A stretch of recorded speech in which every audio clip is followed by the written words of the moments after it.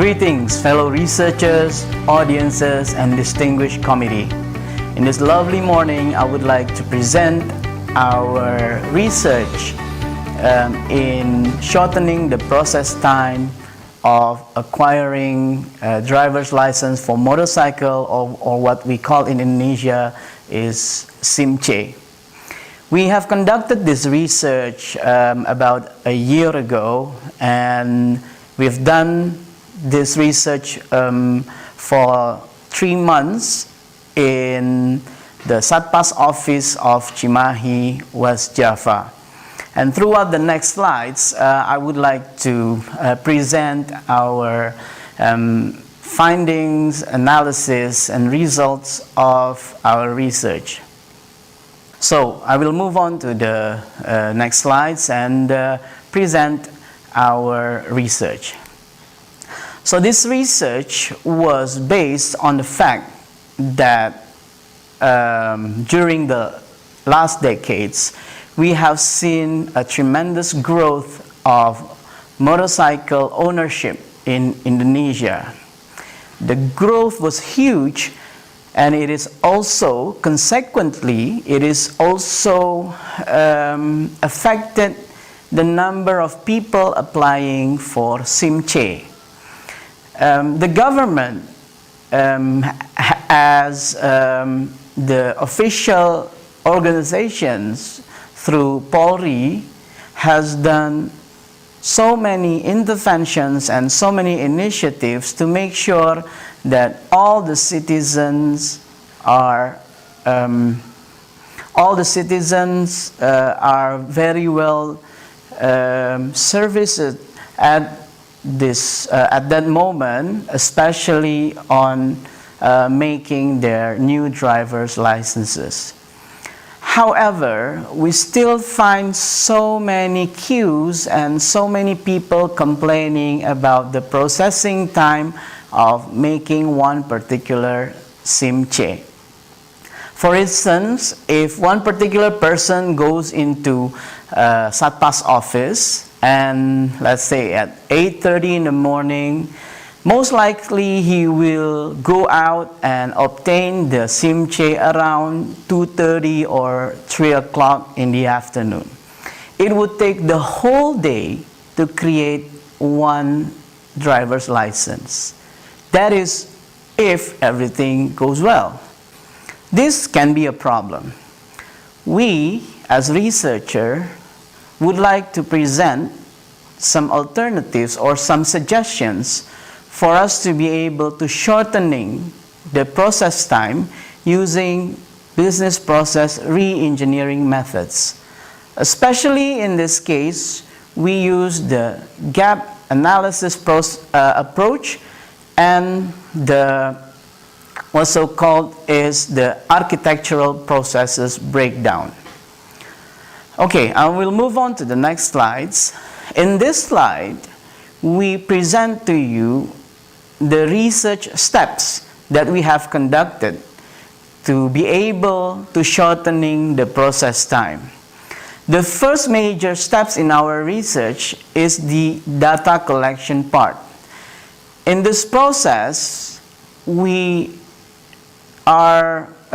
managed to have contact with the Satpas office at Cimahi, and we have conducted several interviews and observation in order for us to get a sufficient amount of data for us to be able to analyze all the business processes.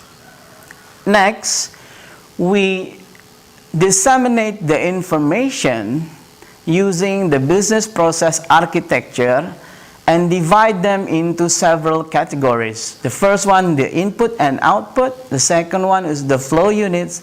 The third one is the activity and buffers. The fourth one is the resources. And the fifth one is the information structure. After that, we conduct gap analysis and be able to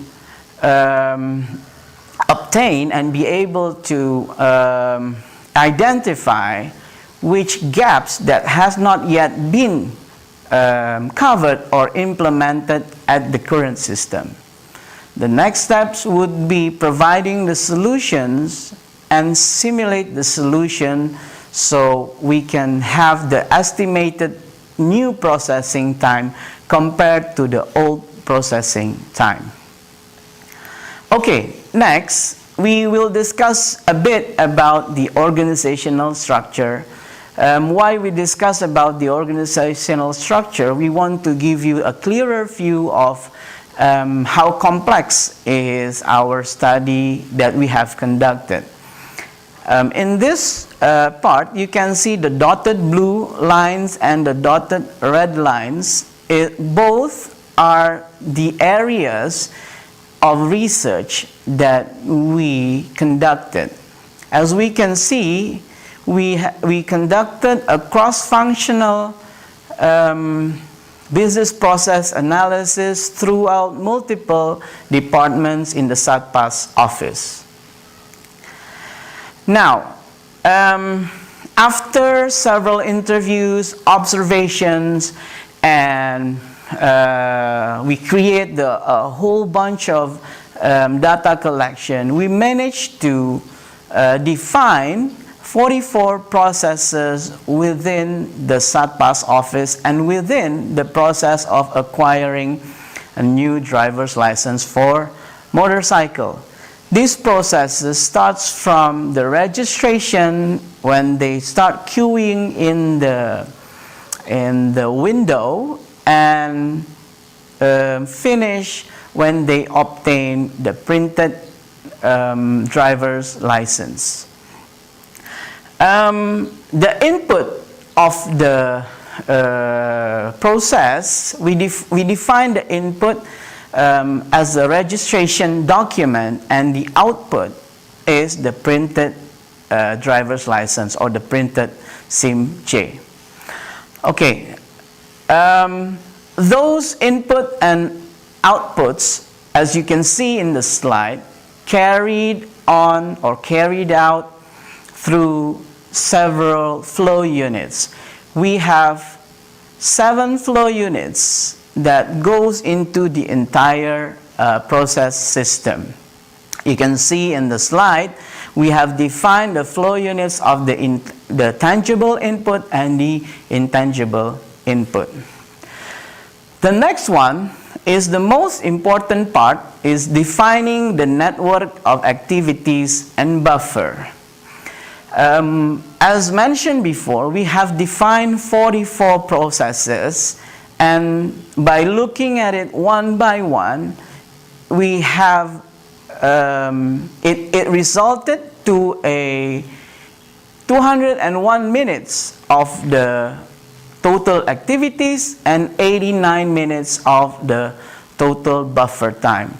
So in total, we have 290 minutes of process time, which is around 4 hours and 50 minutes. So it's about 5 hours. So let's say if we go to the SATPAS office at 8:30 in the morning, it is most likely for us to finish everything at 1:30 in the afternoon. But we have to know that there are recess time or break time at the SATPAS office for 1 hour.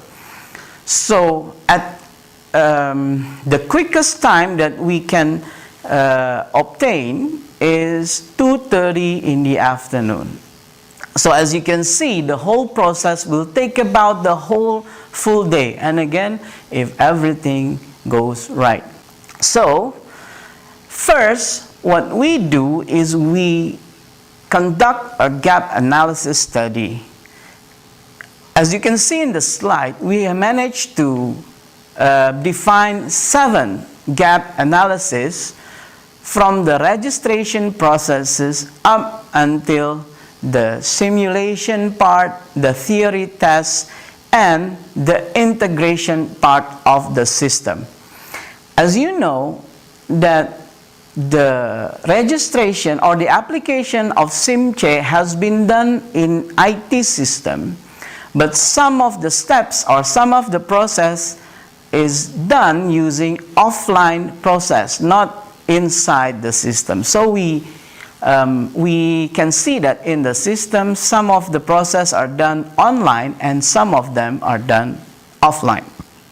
This has created an opportunity for us to make them fully online, and we can shorten the processing time. After the gap analysis study, we create suggested solutions which covers all the gap analysis. We have created 8 suggested solutions, as you can see in my slides, from adding validation through the registration process, so that the officer doesn't need to check and recheck one by one all the documents. And then we also inserted the ability for each applicants to do their test theory using their own devices, using their own mobile system connected to the internal network of SATPAS office. This can shorten the process of waiting in the theory test. Next, we also implement IoT system, which enables the practical simulation tests, and through that sensors we can directly send the result of the exam, of the test result, to the server, and they can immediately define whether one person failed or success or can carry through in the next processes. Okay, now after defining the gap analysis, the number of process from 44 process we have cut down into 32 processes. So in conclusion, we are able to give suggestion that one particular applicants can finish all the process before lunchtime or before 12 o'clock at noon. So this is what we think is the important findings of our research, that if we can do this, or if our suggestion is applicable to the system, then we can see that the process time is going to take shorter than before, and at the end it will also increase the satisfaction index of the applicants. The result of our study is quite significant. We've managed to shorten the activities time in more than 10%, and we managed to shorten the buffer time in more than 40%. Overall, we managed to shorten all the activity and buffer time to more than 20%. This finding proved to be a significant finding, and we believe that through gap analysis and architectural process, we can optimize the old process time and creating a new and improved process time. Furthermore, in this research, we also give out suggested wireframes that we can use to revamp the current system, the current IT system, and add some mobile application systems for the applicants to be able to do their own theory tests while connected through the internal part of the network. As you can see in the next slides, we can have wireframes from the registration parts, the validation part, up until the mobile app parts. Okay, to sum up all my presentation today, I would like to also feature a system architecture that we suggested on this research that allows the system to work both in the cloud architecture and also on-premise on SATPAS office. Dear fellow researcher, to close our presentation this morning, we would like to give you another glimpse of our slide presentations, and hopefully you will enjoy them, and we wish you all the best of luck. Stay safe, stay healthy, and have a lovely morning to us all. Thank you very much. Assalamualaikum warahmatullahi wabarakatuh.